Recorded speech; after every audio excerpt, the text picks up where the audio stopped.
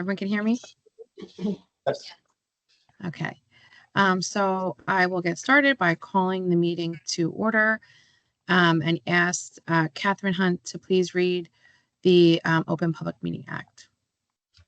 In accordance with the Open Public Meetings Act, notice of this meeting, including the time, date, and location of the meeting, has been published in designated newspapers. Notice and the agenda of this meeting, as well as Microsoft Teams and call-in information, have also been provided on the authority's website and are posted in a prominent location in the authority's headquarters. Thanks, Catherine. Next, Mark, would you please take the roll call? Yes, Acting Chair Angelito, Here. Commissioner Blue, Here. Commissioner Havens, Here. Commissioner Iaculo, I don't believe he's on, and Commissioner Pico. Here. We have a quorum. Thanks, Mark. Next up is discussion of the August 5th, 2024 minutes. Are there any comments on the minutes?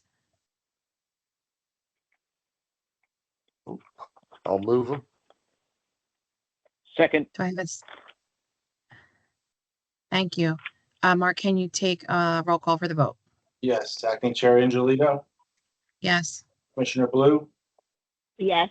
Commissioner Havens, Yes. Commissioner Pico. Yes.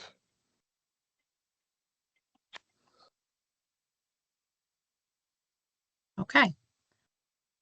With that, the minutes have been approved.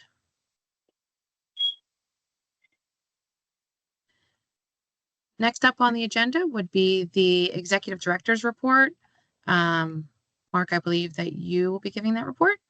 Yes, good afternoon. You all have a copy of my written report. A friendly reminder to the commissioners to get your ethics training done. I need to certify that before November 15th.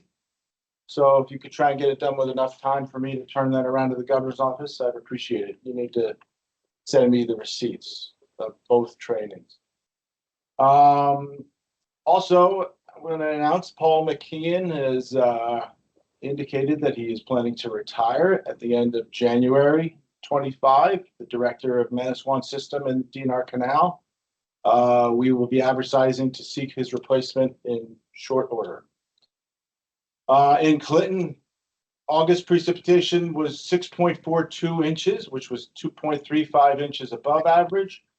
In September, very different story. Precipitation only 0.86 inches, which is 3.58 inches below average. As of today, combined storage around Valley Spruce Run was 87.1% of capacity compared to combined historic average of 88.6%. Separately in the reservoir, Spruce Run is very low. It's 42.2%, but Round Valley, which is much larger capacity, is at 96.1%. As previously reported, the harmful algae bloom briefly returned to the Millstone River early in the summer. In 2022, the bloom that manifested in the river was between the Carnegie Lake and the Millstone's confluence with the Raritan. Carnegie Lake is actually created by a run-of-the-river dam on the Millstone. The bloom this year was far more manageable than the first bloom of 2022, and it was really short-lived. Coordination continues with regular discussions that include authority staff, New Jersey DEP, all the downstream water users, Stony Brook Regional Sewage Authority, Somerset Raritan Sewer Authority, and now Princeton University has joined the call as well. In Manasquan, average rainfall in Manasquan, August rainfall in Manasquan was 4.41 inches, which was 0.15 inches below average. In September, rainfall was only 1.52 inches, which was 2.78 inches below average. Manasquan reservoir elevation this morning was 94.44 feet. Storage is 2.9 billion gallons, which is 62% capacity. About 2 weeks ago, the Manasquan reservoir was showing signs of destratification. This is a phenomenon that takes place every year, typically in October. When this occurs, the nutrient-rich water at the bottom tends to mix throughout the reservoir profile.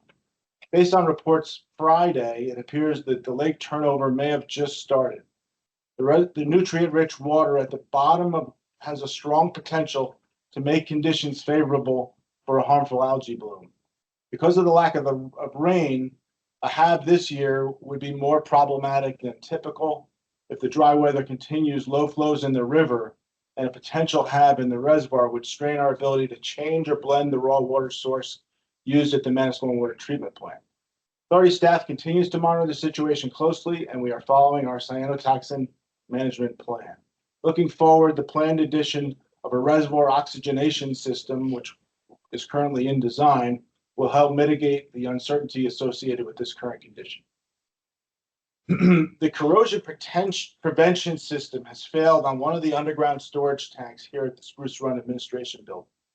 There are no indications that we have any discharge of product, but we have been directed by the DEP through an administrative consent order to remove the tank and are working towards just that. Steve is going to provide more details on the situation. Any questions?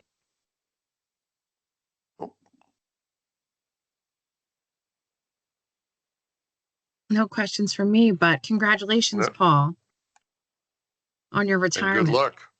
And good luck. Thank I you. wish you Thank you. Thank you, much everyone. success and rest. That's exciting.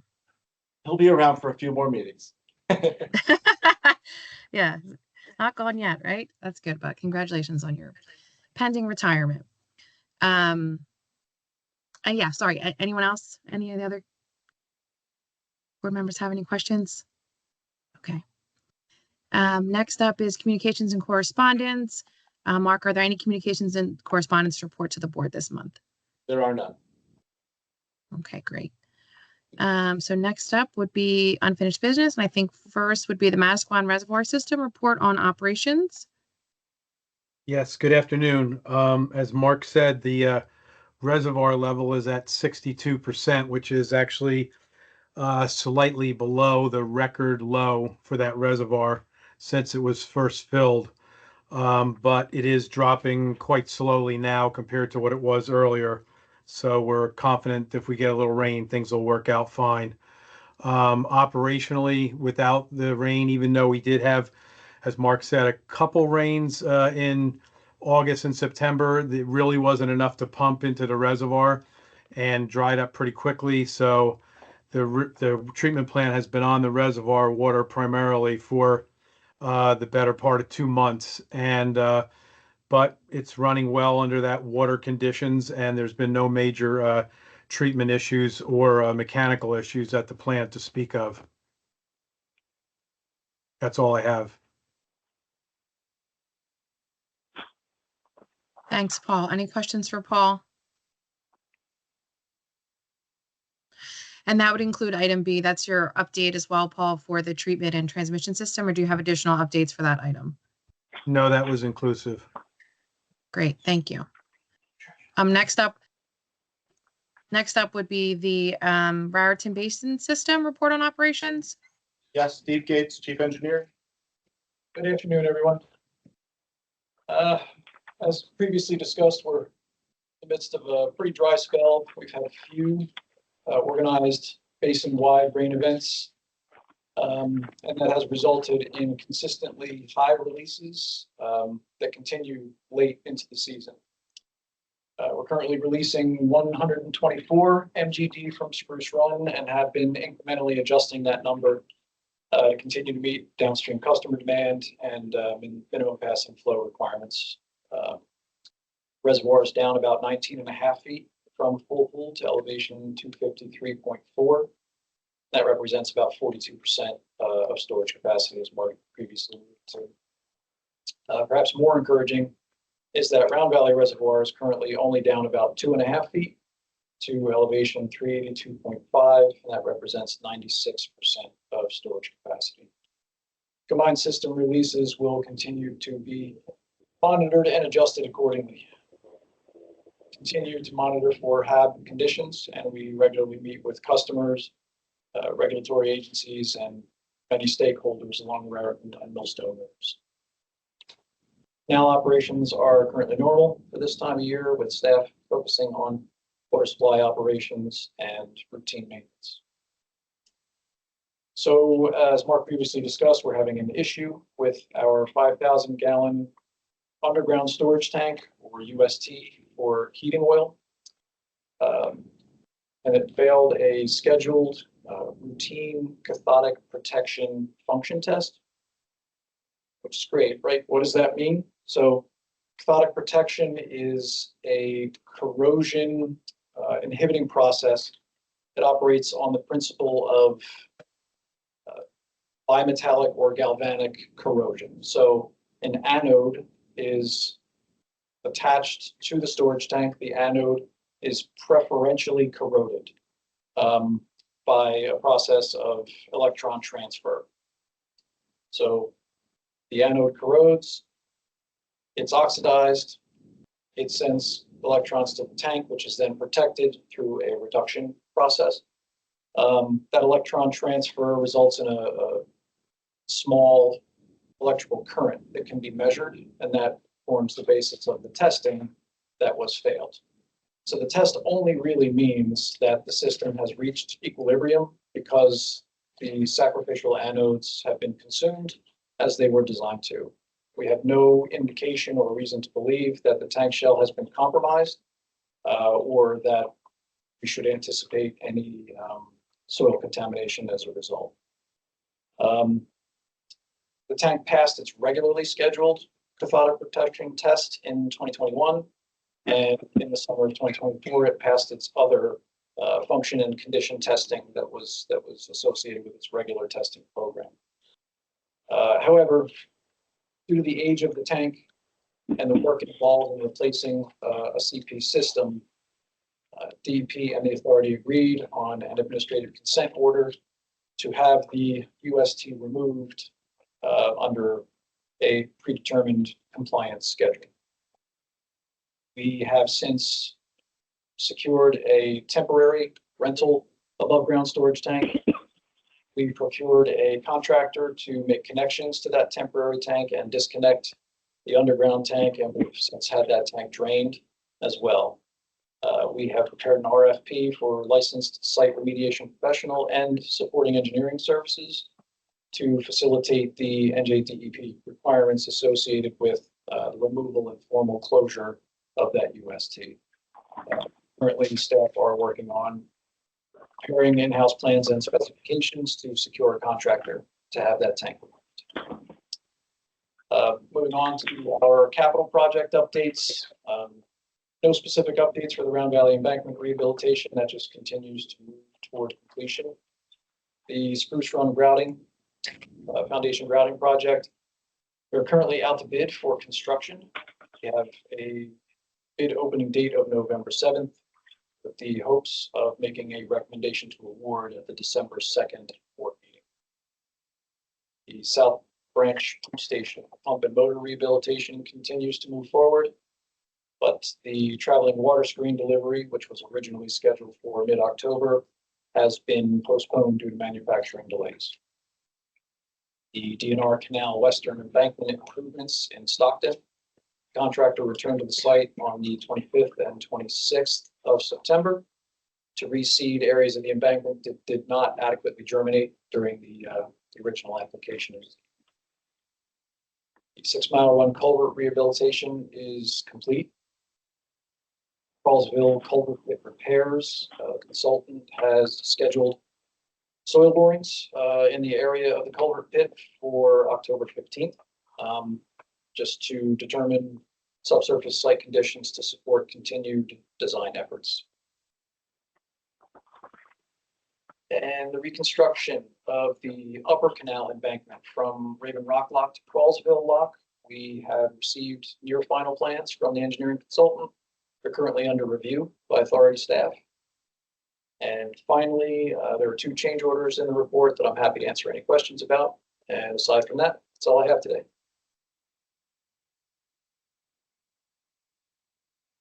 Thank you. Any questions?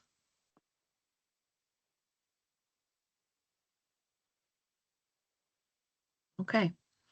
Moving on to the next item is watershed management report on operations. And Clipstein? Well, I have nothing to add to the written report. There's a fair amount in it that either covered there or Mark highlighted in his report. So this month I'll just let it stand. Happy to answer questions. Oh. None here. Any questions for Ken? Nope. Okay. Okay.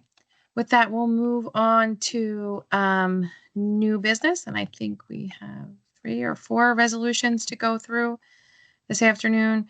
The first one is a resolution authorizing the execution of a risk management consulting services agreement, and that is WSA R25001. Julie Shelley's going to provide that background. Thank you. Afternoon. The authority solicits risk management consulting services on a 3-year cycle. In May of 2024, the authority issued a request for technical proposals for risk management consulting services.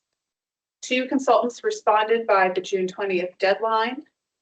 The 2 firms that responded were Turner Surety and Insurance Brokerage out of Saddlebrook, New Jersey, and Albert Risk Management out of Framingham, Massachusetts. It is worth noting that Albert Risk Management is the authority's incumbent in this role. The proposal review committee ranked the proposals based on qualifications and the content of the technical proposals, and Albert Risk Management was ranked number 1. Following approval from the chair of the insurance committee, fee proposals were requested and were received. Albert Risk Management's proposal was $43,000 a year, and Turner's was $36,000 a year. We undertook a scope equalization process to try to do a fair comparison between the proposals because they were structured slightly differently from each other. And following that, we entered negotiations with Albert Risk to try to lower their proposal, fee proposal. Following negotiations, the proposal was lowered to $38,000 a year from $43,000 a year. Let's see.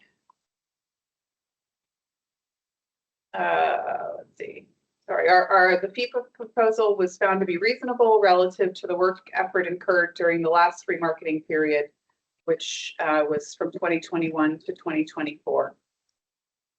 While the negotiated amount is less than the $44,000 threshold required for board approval, including the contract option to renew for 2 subsequent years, results in a 3-year contract value approximately $105,000.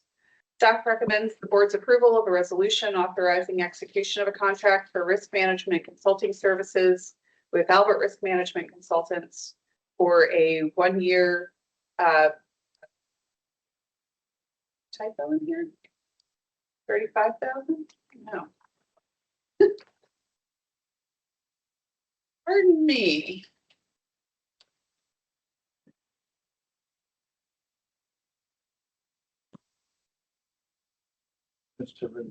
I am, no, yeah, I put, I'm so sorry. The final proposal, which is within the paragraph that's describing the scope equalization process, the best and final proposal from Albert, I misspoke, was $35,000 a year, not $38,000 a year. So 3 times 35,000 is $105,000, which is why I'm here with this resolution. So just to reiterate, looking for your approval of the resolution for a contract for a 1-year period in an amount not to exceed $35,000 for program review and marketing, with options to renew for 2 consecutive 1-year periods for general risk management consulting services.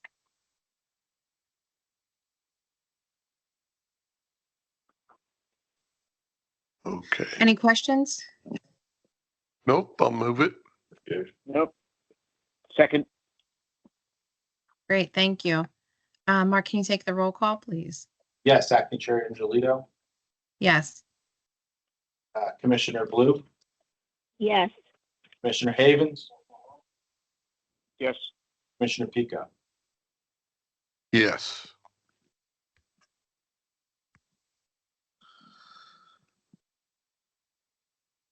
Did I freeze? I hear you now. Okay, Yep, heard you now. sorry. I think I'm freezing over here. Sorry. Okay. So with that, the resolution passes and we'll move on to the next resolution on the agenda. Which is a resolution authorizing the execution of an insurance agent and broker services agreement, which is WSA R2. Did I just do that? No, R25002. No, it's R0001. Sorry. Okay, good. And it's still you, Julie. You're up, right? We're quite a pair today, Trish. I know. I can I don't know what's going on. I have a small screen too. So I have the board package and kind of my agenda and then the screen all on a very tiny screen. So I apologize for my my misstep here, but okay. So Julie, you're up again. Okay, let's see if we can get through this one. Thank you. The Water Supply Authority solicits insurance agent broker services on a 3-year cycle. In July, the authority issued a request for technical proposals, statements of qualifications, and separately sealed fee proposals for insurance agent broker services. 2 firms responded by the July 31st deadline, Willis of New Jersey, who is the authority's incumbent, and Grundy Insurance out of Horsham, Pennsylvania. The review committee reviewed and ranked the proposals, with Willis of New Jersey being ranked number 1.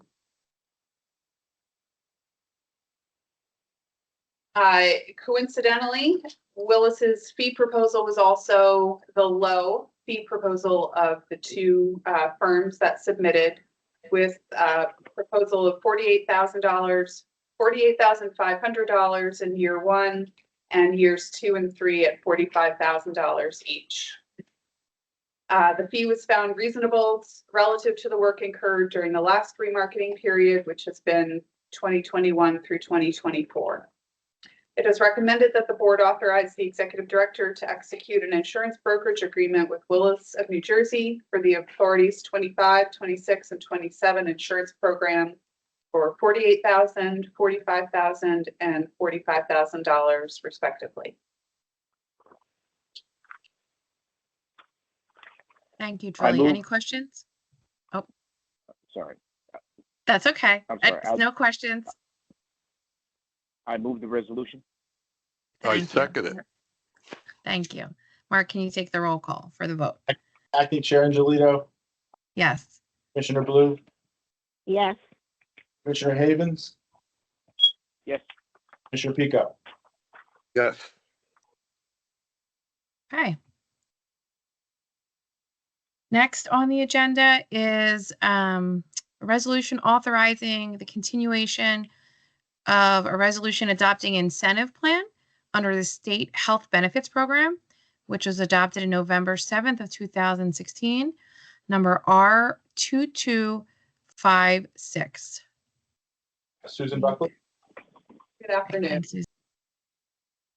For the last several years, the authority has been participating in a voluntary incentive initiative offered under the State Health Benefits Program. Under the incentive plan, employees receive a one-time incentive payment when they opt to enroll in one of 2 lower-cost medical insurance plans. The board approved the authority's participation in the pilot plan of this at its November 2016 meeting. The plan has recently changed some of its provisions, and the authority is seeking board approval to continue participating in the plan retroactive to the 2024 benefit year. A resolution has been prepared for your consideration. Any questions for Susan?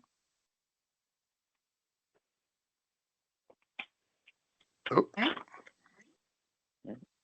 A motion to move the resolution So moved. and a second? Second. And then Mark, if you would take the roll call. Acting Chair Angelito, Yes. Commissioner Blue, Yes. Commissioner Havens, Yes. Commissioner Pico. Yes. Okay, and that, I think that's all the resolutions we have. I just want to make sure, Mark, if it's a short list for today, but those were all the resolutions. Okay, great. That's all. Okay, so next up is committee reports. Mark, are there any committee reports? Nope. Okay. With that, we can move to the public comment section. So if there are any individuals attending the meeting, either in person or on Teams, that would like to make a public comment, please state your name and affiliation for the record, and we would open that now.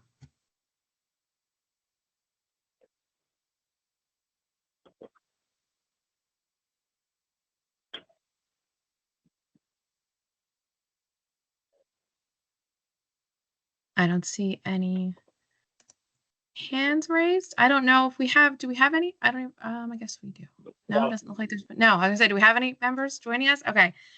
Oh, we have- So with, go ahead. There are some, but hands are not raised and they're not. No, speaking. hands raised. Okay, yeah, I say there are people here, right? But I don't see any. I'm clicking through. So I don't see any hands raised. So we can move on from the public comment section of the meeting. And there's no need for an executive session, Mark? Is that true? Correct. Okay. So with that, I could ask for a motion to adjourn the meeting. So moved. So moved. Second. Great. Thank you. All in favor, say aye. Aye. Aye. Aye. And with that, the meeting is adjourned. Thank you, Okay. everyone. See you, folks. Okay. Have a good rest Thank of your you. Yep. afternoon. See you. Thank you. Bye-bye.